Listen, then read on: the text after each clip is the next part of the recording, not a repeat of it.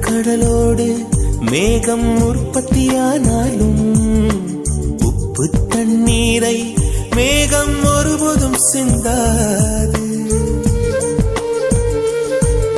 மலையில் விழுந்தாலும் சூரியன் மரித்து போவதில்லை. நிலவு கூலியூட்டி தன்னை நீட்டித்துக் கொள்கிறதே. மேகமாய் நானும் மாறேனோ, அதன் மேன்மை குணங்கள் காண்பேனோ.